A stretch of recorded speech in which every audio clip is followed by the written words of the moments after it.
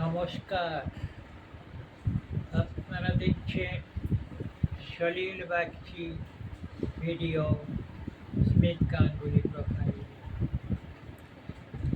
এখন আপনাদের শোনাবার জন্য আমি নিয়ে এসেছি আমার লেখা একখানি কবিতা।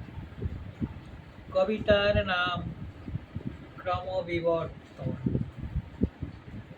কবিতাখানি পড়ে শোনাচ্ছি, আপনারা শুনুন, দেখুন। কবিতা ক্রমবিবর্তন।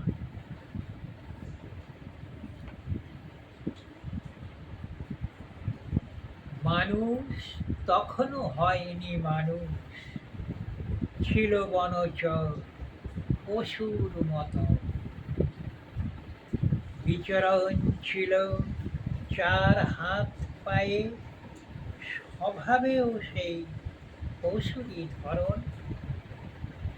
বৃক্ষ শাখাতে ছিল রাত্রিরে বাস, জীবনের ভয়ে নিজেরে বাঁচাতে। প্রভাতে আবার রবির কিরণে লিপ্ত হতো তারা আপন কর্মেতে। খাদ্য তাদের কাঁচা মাংস, পশু হত্যায়, বনে অরণ্যে সাগর কিনারে, অথবা বনের ফল যদি পেত, হয়তো কখনো ক্ষুধায় খেত তারে।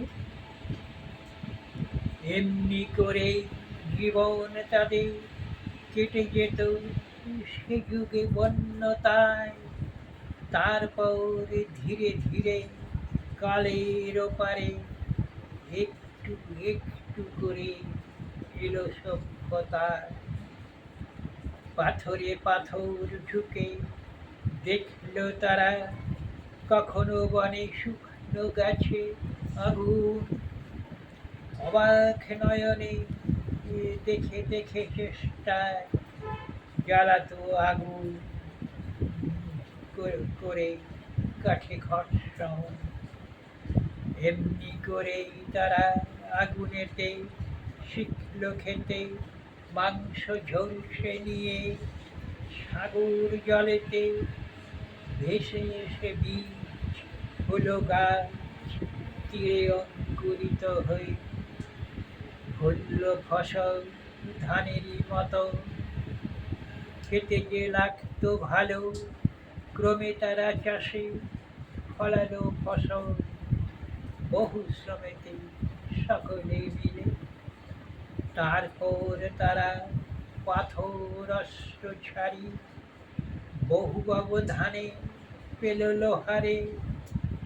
পাতার পোশাকে ঢাকিত লজ্জা, হাঁটল দুটি পায়ে ধীরে ধীরে। কেটে গেল বহু যুগ ক্রমবিবর্তনে, সভ্য মানুষ হলো সমাজ সংসারে। তফাৎ ক্রমশ আজ হয়ে চলেছে আঁকড়ে ধরে আধুনিক সভ্যতারে। যার সৃষ্টি একদিন সাগর কিনারে, জীবনের প্রথম প্রকাশ ঘটায়ে।